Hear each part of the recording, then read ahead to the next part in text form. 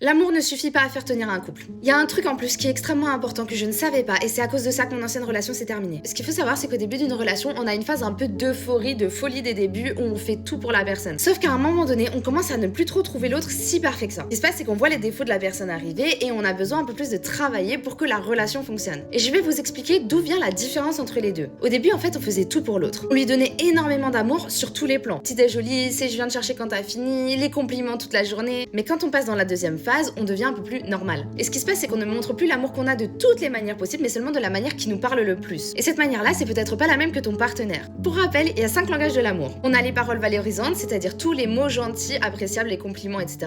On a le temps passé ensemble de qualité, c'est toutes les activités, les choses que vous pouvez faire ensemble. Ensuite, on a le toucher, donc ça, c'est toutes les marques d'affection physique. Ensuite, on a les petites attentions, donc ça, c'est le petit mot sur la table le matin, aller chercher un croissant, des trucs comme ça. Et après, on a les cadeaux. La grosse erreur qu'on fait tous, c'est de croire que l'autre en face de nous a besoin de la même chose que nous pour se sentir aimé. Par exemple, moi, je suis très parole valorisante, et lui, il était plus moment de qualité passé ensemble. Donc sa tendance, c'était de vouloir qu'on fasse plein d'activités ensemble, et moi, je comprenais pas que c'était comme ça qu'il me montrait son amour. Donc moi, je lui donnais énormément de paroles valorisantes, des compliments, des phrases d'encouragement, et j'en recevais pas du tout, et je me sentais mal aimée. Donc le plus important, c'est de savoir comment l'autre se sent aimé, et surtout de lui parler sa langue. Je vous jure que quand on a compris ça, ça apaise énormément les tensions.